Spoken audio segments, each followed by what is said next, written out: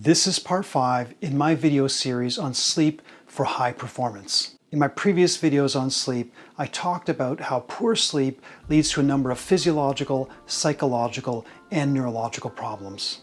I also talked about the importance of getting bright light exposure in the mornings to set your circadian rhythm for the day and also to improve your mood, cognition, and performance.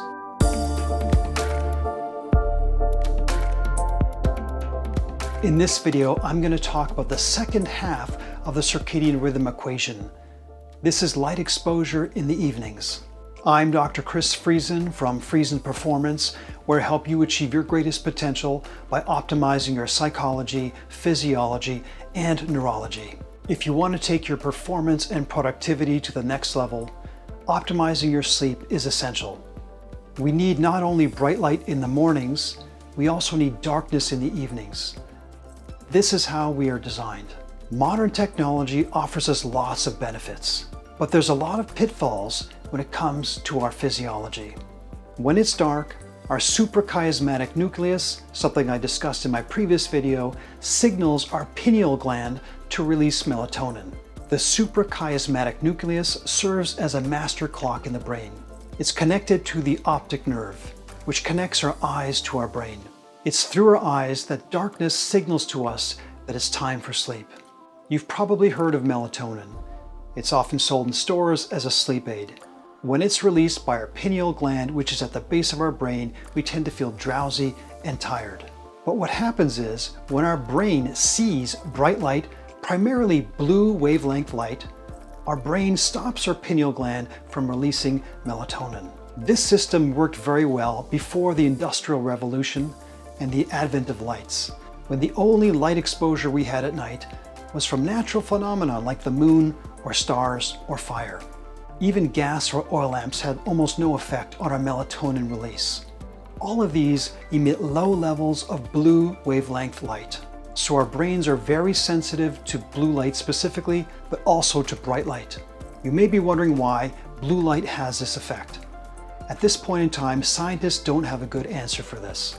But for some reason, it tricks our brain into thinking we've been exposed to sunlight. Many of the modern technologies give off lots of blue light, the lights in our homes or televisions, but especially more modern things like laptops, computers, and smartphones.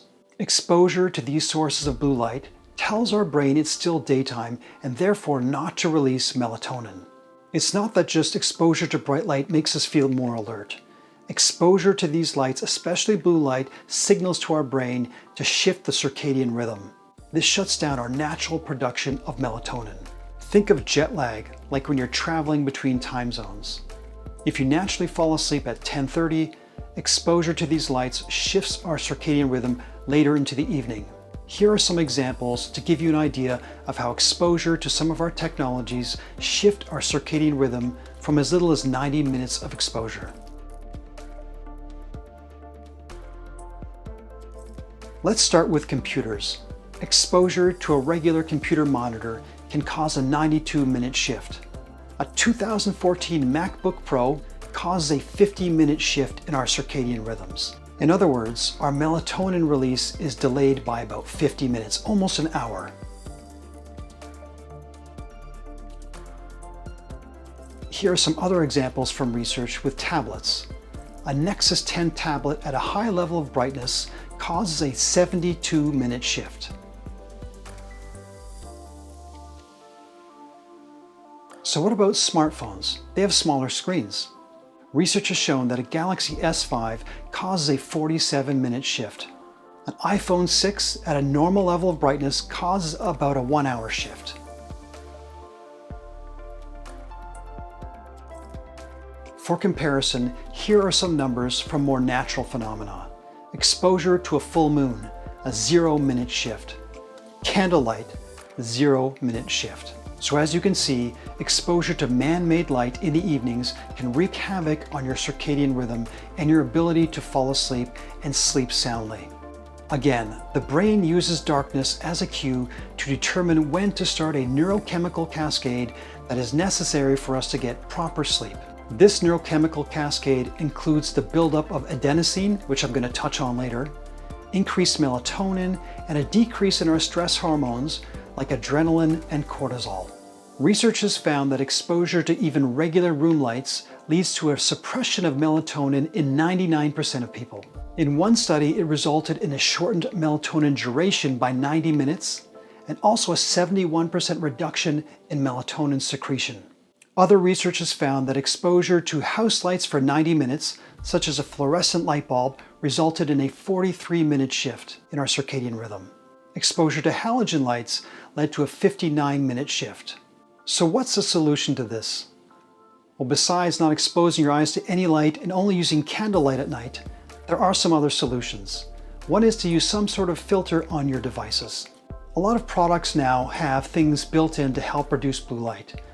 For example, there's a night shift option on Apple products. So here's some stats. An iPad Pro, if you're using this for about an hour and a half, it results in a 96-minute shift if you have a high level of brightness. If you have it on the default brightness, it's a 58-minute shift. If you're using night shift, it drops to 26 minutes. That's definitely an improvement, but not as good as it could be.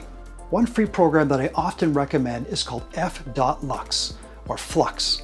What it is a computer program that reduces the amount of blue light emitted by your desktop or laptop. I like this program because it's fully customizable in terms of how much blue light is filtered out and when it turns on. Recall that using a MacBook Pro for about an hour and a half in the evenings can cause a 50-minute shift in our circadian rhythm. But if you put on F.Lux, this shift drops to only 6 minutes. So are you ready to take control of your circadian rhythm? So get out there and take control of your sleep before it controls you. If you like this video, please hit the like button, share with friends or family if you think they'd benefit as well. If you want to get alerted to upcoming videos, hit the bell icon to subscribe. So until next time, keep moving forward.